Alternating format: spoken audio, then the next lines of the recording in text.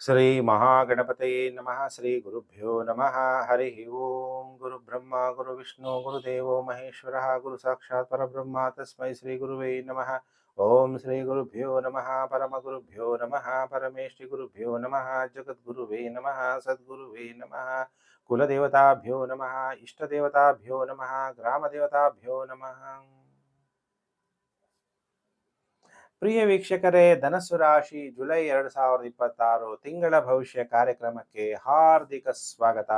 ಈ ತಿಂಗಳು ನೋಟ್ ಮಾಡ್ಕೊಳ್ಳಿ, 29 ಜುಲೈ 2026 ಬುಧವಾರ ಶ್ರೀ ಗುರು ಪೌರ್ಣಿಮೆ, ಶ್ರೀ ಗುರು ಪೂರ್ಣಿಮಾ ಅಂತಲೂ ಕರೆಯಲಾಗುತ್ತೆ. ನಿಮ್ಮ ಜನ್ಮ ರಾಶ್ಯಾಧಿಪತಿ ಗುರು ಮತ್ತೆ ನಿಮ್ಮ ಜಾತಕದಲ್ಲಿ ಗುರುಗಳೇ ಚೆನ್ನಾಗಿಲ್ಲ ಅಂದ್ರೆ, ಈಗ ಹಂಗೂ ಗುರುಬಲ ಇಲ್ಲ, ಗುರುಗಳ ಪೂಜೆ ಮಾಡಿ. ಯಾವುದೇ ಗುರುಗಳಾಗಿರ್ಬೋದು, ಜೈನ್ ಧರ್ಮ ಆಗಿದ್ರೆ ಜೈನ್ ಗುರುಗಳನ್ನ ಪೂಜೆ ಮಾಡಿದ್ರು ಪರವಾಗಿಲ್ಲ. ನೀವು ಯಾವುದೇ ಗುರುಗಳನ್ನ ದೈವ ಭಕ್ತಿಯಿಂದ ಪ್ರಾರ್ಥನೆ ಮಾಡಿದಾಗ ಮೇಲೆ ಗುರುವಿನ ಆಶೀರ್ವಾದ ನಿಮಗೆ ಪ್ರಾಪ್ತಿಯಾಗುತ್ತೆ. ಗುರುವಿನ ಆಶೀರ್ವಾದ ಯಾರಿಗಿರುತ್ತೆ? ಅವ್ರಿಗೆ ಹಣಕಾಸಿನ ಸಮಸ್ಯೆ ಇರಲ್ಲ, ಗೌರವಗಳು ಪ್ರಾಪ್ತಿಯಾಗುತ್ತೆ. ಆದ್ರಿಂದ ಗುರುಗಳ ಆರಾಧನೆಯನ್ನ ಮಾಡಿ. ಈ ತಿಂಗಳಲ್ಲಿ ಬಹಳ ವಿಶೇಷವಾಗಿ 17 ಜುಲೈ 2026 ಸೂರ್ಯ ದಕ್ಷಿಣಾಯನಕ್ಕೆ ಚೇಂಜ್ ಆಗ್ತಾನೆ. ದಕ್ಷಿಣಾಯನ ಪುಣ್ಯಕಾಲ ಆರಂಭ ಆಗುತ್ತೆ. ಸೂರ್ಯ ಉತ್ತರಾಯಣದಿಂದ ದಕ್ಷಿಣಾಯನಕ್ಕೆ ಪರಿವರ್ತನೆ ಆಗ್ತಾನೆ. ಯಾರನ್ನ ತರ್ಪಣ ಬಿಡಬೇಕು ಅಂತ ಇರೋರು ಹಗಲು 11:45 ಗಂಟೆ ನಂತರ ತರ್ಪಣವನ್ನು ಬಿಡ್ಬೋದು. ಯಾವ ಟೈಮು ಅನ್ನೋದು ಹೇಳ್ತಾರೆ, 11:45 AM. ಹಾಗಾದ್ರೆ ಪ್ರಿಯ ವೀಕ್ಷಕರೇ, ಈ ತಿಂಗಳಲ್ಲಿ 3 ಗ್ರಹಗಳ ರಾಶಿ ಪರಿವರ್ತನೆಯಿಂದ ಧನಸ್ಸು ರಾಶಿ ಜಾತಕರ ಮೇಲೆ ಏನು ಪ್ರಭಾವ ಬೀರುತ್ತೆ ಅನ್ನುವಂಥ ವಿಚಾರವನ್ನು ತಿಳಿಸ್ತೀನಿ. 4ನೇ ತಾರೀಕು ಜುಲೈ 2026 ಧನಸ್ಸು ರಾಶಿ ಜಾತಕರಿಗೆ ಲಾಭಾಧಿಪತಿ ಶುಕ್ರ, 6ನೇ ಮನೆಯ ಅಧಿಪತಿ ಶುಕ್ರ ಕರ್ಕಾಟಕ ರಾಶಿಯಿಂದ ಸಿಂಹ ರಾಶಿಗೆ ರಾಶಿ ಪರಿವರ್ತನೆ ಆಗ್ತಾನೆ. ಯಾರ್ಯಾರು ಗುರುಗಳಿದ್ದೀರಿ, ಟ್ಯೂಷನ್ಸ್ ಮಾಡ್ತಾರೆ, ಗುರುಗಳು ಅಂದಾಗ ಏನ್ ಮಾಡ್ತಾರೆ? ಕಾಲೇಜ್ ಲೆಕ್ಚರರ್ಸ್ ಆಗಿರ್ಬೋದು, ಪ್ರೊಫೆಸರ್ಸ್ ಆಗಿರ್ಬೋದು, ಪಾಠ ಮಾಡೋದು ಮಕ್ಕಳಿಗೆ ದುಡ್ಡು ಲಾಭ ಆಗುತ್ತೆ. ಗುರುಗಳು ಅಂದಾಗ ಪುರೋಹಿತರು ಕೂಡ, ಪುರ ಅಂದ್ರೆ ಒಂದು ಊರಿಗೆ ಅನುಕೂಲವನ್ನ ಮಾಡುವಂಥವ್ರು, ಪೂಜೆ ಪುರಸ್ಕಾರಗಳನ್ನ ಮಾಡುವಂಥದ್ದು, ದೈವ ಚಿಂತನೆಗಳನ್ನ ಮಾಡುವಂಥವ್ರು, ಅಂಥವ್ರಿಗೂ ಕೂಡ ಹಣಕಾಸು ಅಭಿವೃದ್ಧಿ ಆಗುತ್ತೆ. ಯಾಕಂದ್ರೆ ಶುಕ್ರ ಭಾಗ್ಯ ಭಾವದಲ್ಲಿ ಸಂಚಾರ ಆಗ್ತಿದ್ದಾನೆ. ಲಕ್ ನಿಮಗೆ ಯಾರಿಂದ ಬರುತ್ತೆ? ಸ್ತ್ರೀಯಿಂದ ಲಾಭ ಬರುತ್ತೆ. ಆ ಶುಕ್ರ ಯಾರ ಮನೆಯಲ್ಲಿ ಇದ್ದಾನೆ? ಕ್ಯಾಪಿಟಲ್ ಸಿಟಿ ಆದಂತಹ ಸೂರ್ಯನ ಮನೆಯಲ್ಲಿ ಶುಕ್ರ ಇದ್ದಾನೆ. ಗೌರವ, ಆಡಂಬರ, ಅಷ್ಟೈಶ್ವರ್ಯಗಳು ಪ್ರಾಪ್ತಿಯಾಗುತ್ತೆ. ಮಹಾಲಕ್ಷ್ಮಿಯನ್ನು ನಿಮಗೆ ಒಲಿತಾಳೆ. ಸ್ತ್ರೀ ದೇವತೆಯನ್ನ ನೀವು ಆರಾಧನೆ ಮಾಡಿದಷ್ಟು ನಿಮಗೆ ಭಾಗ್ಯೋದಯ ಆಗುತ್ತೆ. ನಿಮ್ಮ ಕುಲದೇವರನ್ನ ಆರಾಧನೆ ಮಾಡಿದಷ್ಟು ಈ ತಿಂಗಳು ಧನಸ್ಸು ರಾಶಿಯವರಿಗೆ ಶುಕ್ರ ಕಾಪಾಡ್ತಾ ಹೋಗ್ತಾನೆ. ಯಾಕಂದ್ರೆ ಲಾಭಾಧಿಪತಿ ಯಾವುದರಿಂದ ಲಾಭ ಕೊಡ್ತಾನೆ? 9ನೇ ಮನೆ ಅಂದಾಗ ಇಂಟರ್ನ್ಯಾಷನಲ್ ಟ್ರಾವೆಲ್. ಯಾರು ಧನಸ್ಸು ರಾಶಿ ಜಾತಕರು ಈ ದೇಶದಿಂದ ಬೇರೆ ದೇಶಕ್ಕೆ ಹೋಗುವಂಥದ್ದು, ಈ ಸ್ಟೇಟ್ ಕರ್ನಾಟಕದಿಂದ ಬೇರೆ ಸ್ಟೇಟ್ಗಳಿಗೆ ಹೋಗೋದು, ಬೇರೆ ಸ್ಟೇಟ್ಗಳಿಂದ ಕರ್ನಾಟಕಕ್ಕೆ ಬರುವಂಥದ್ದು, ಈ ತರ ಮಾಡುವಂತಹ ವ್ಯವಹಾರಗಳು ಮಾಡುವಂಥವ್ರು, ಟೂರಿಸಂಗಳು ಮಾಡುವಂಥವ್ರಿಗೆಲ್ಲ ಒಳ್ಳೆ ಧನಲಾಭ ಆಗುತ್ತೆ. ತಂದೆಗೆ ಒಳ್ಳೆ ಉತ್ತಮವಾದಂತಹ ಕಾಲ. ಯಾರ್ಯಾರು ದೇವಸ್ಥಾನಗಳು, ಮಠಗಳು, ಈಗ ಧರ್ಮಸ್ಥಳ ಅಂದಾಗ ಅದು ನಡೆಸುವಂಥವ್ರು, ಧರ್ಮಾಧಿಪತಿಗಳು, ಅವರೆಲ್ಲರಿಗೂ ಕೂಡ ಅನುಕೂಲಗಳಾಗುವಂತಹ ಕಾಲ.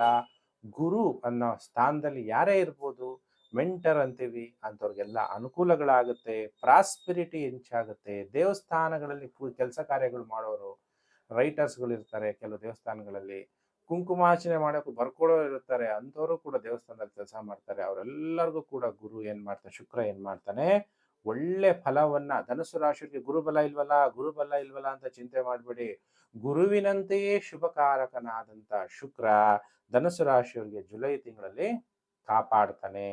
ನಿಮಗೆ ನಿಮ್ಮ ತಂದೆಯ ಆಶೀರ್ವಾದ, ಎಲ್ಲೂ ಹೋಗಕ್ಕಾಗಲ್ಲ ಅಂದ್ರೆ ತಂದೆಯ ಪಾದವನ್ನ ನೀವು ನಮಸ್ಕಾರ ಮಾಡಿದ್ರೆ ಸಾಕು, ನಿಮಗೆ ಶುಕ್ರ ಒಳ್ಳೆ ಫಲ ಕೊಡಕ್ಕೆ ಸ್ಟಾರ್ಟ್ ಮಾಡ್ತಾನೆ. ಆದ್ರೆ ಬುಧ ವಕ್ರಿ ಆಗ್ತಾ ಇದ್ದಾನೆ. ಅದು ಸಪ್ತಮ ರಾಶಿಯಲ್ಲೇ ವಕ್ರಿ ಆಗ್ತಾ ಇರೋದು. ಮಿಥುನ ರಾಶಿ, ಧನಸ್ಸು ರಾಶಿಯವರಿಗೆ ಸಪ್ತಮ ಭಾವ ಆಗ್ತಾನೆ. ಅದು ಬಹಳ ಸ್ಟ್ರಾಂಗ್ ಆಗೋದ್ರಿಂದ ಗೋಚಾರದಲ್ಲಿ ಬುಧ ನಿಮಗೆ ದಶಮಾಧಿಪತಿ, ಸಪ್ತಮ ರಾಶಿಯಾಧಿಪತಿ ಸಪ್ತಮದಲ್ಲಿ ಸ್ಟ್ರಾಂಗ್ ಆಗೋದ್ರಿಂದ ವಿವಾಹ ಜೀವನದಲ್ಲಿ ಬಹಳ ಹುಷಾರಾಗಿರ್ಬೇಕು. ಕಲಹಗಳನ್ನ ಮಾಡ್ಕೋಬೇಡಿ, ವಾದ ವಿವಾದಗಳನ್ನ ಮಾಡ್ಕೋಬೇಡಿ. ನಾನೆಚ್ಚು ನೀನೆಚ್ಚು ಅನ್ನೋದೆಲ್ಲ ಈಗ ಬಿಟ್ಟುಬಿಡಿ. ಬಹಳ ಅನೋನ್ಯತೆಯಿಂದ ಒಬ್ಬರ ವಿಷಯದಲ್ಲಿ ಇನ್ನೊಬ್ರು ಗೌರವವನ್ನು ಕೊಡ್ತಾ ಜೀವನ ಮಾಡ್ಕೊಂಡು ಹೋದಾಗ ಸಂಸಾರ ಜೀವನ ಚೆನ್ನಾಗಿರುತ್ತೆ. ಇಲ್ಲ ಅಂದ್ರೆ ಸಪರೇಷನ್, ವಾದ ವಿವಾದಗಳು, ಈ ನ್ಯಾಯ ತಗೊಂಡು ಕೆಲವರು ಕೋರ್ಟ್ಗೆ ಹೋಗೋದು, ಇನ್ನು ಕೆಲವರು ನಿಮಗಿಂತ ಹೆಡ್ ನಿಮ್ಮ ಮನೆಯಲ್ಲಿ ನಿಮ್ಮ ಕುಟುಂಬದಲ್ಲಿ ಅವ್ರನ್ಯಾರನೋ ಕೂಡಿಸ್ಬಿಟ್ಟು ನನ್ನ ಗಂಡಂಗೆ ಬುದ್ಧಿ ಹೇಳ್ರಿ, ನನ್ನ ಗಂಡಂಗೆ ಬುದ್ಧಿ ಹೇಳ್ರಿ, ನನ್ನ ಹೆಂಡತಿಗೆ ಬುದ್ಧಿ ಹೇಳಿ, ನನ್ನ ಹೆಂಡತಿಗೆ ಬುದ್ಧಿ ಹೇಳಿ. ಪೊಲೀಸ್ನವ್ರು ಬಂದು ನಿಮ್ಗೆ ಬುದ್ಧಿ ಹೇಳ್ತಾರ, ಅಥವಾ ಯಾರೋ ನಿಮ್ ನೆಂಟರುಗಳು ನಿಮ್ಮ ಹೆಂಡತಿಗೆ ಬುದ್ಧಿ ಹೇಳ್ತಾರ, ಅಥವಾ ನಿಮ್ ಗಂಡನ ಬುದ್ಧಿ ಹೇಳ್ತಾರ. ಅದನ್ನ ನೀವೇ ಅರ್ಥ ಮಾಡ್ಕೊಂಡು ಅದನ್ನ ಯಾವ ರೀತಿ ಸರಿದೂಗಿಸ್ಕೋಬೇಕು ಅನ್ನೋದನ್ನ ಜಾತಕಗಳು ನೋಡಿದಾಗ ಇನ್ನೂ ಪರ್ಫೆಕ್ಟ್ ಆಗಿ ಹೇಳಕ್ಕೆ ಸಾಧ್ಯ ಆಗುತ್ತೆ.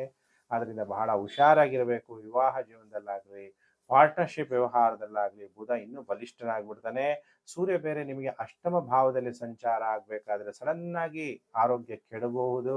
ಆರೋಗ್ಯದ ಕಡೆ ಹೆಚ್ಚು ಗಮನವನ್ನ ಕೊಡಿ. ನೀವು ಕರೆಕ್ಟಾಗಿ ವಾಹನ ಡ್ರೈವ್ ಮಾಡ್ತಾ ಇದ್ರೆ ಅಪಘಾತಗಳಾಗ್ಬೋದು. 8ನೇ ಮನೆ ಅಂದಾಗ ಆಯುಷ್ಯನ ಭಾವ ಅಂತಾನು ಕೂಡ ಕರೀಲಾಗುತ್ತೆ. ಯಾರಿಗಾದ್ರೂ ಕೋರ್ಟ್ ಕೇಸ್ ಇದ್ದು ಜೈಲು ಈ ತರ ಏನಾದ್ರೂ ಒಂದು ತೊಂದರೆಗಳಾಗ್ತಾ ಇರುವಂತವ್ರು ಬಹಳ ಎಚ್ಚರ.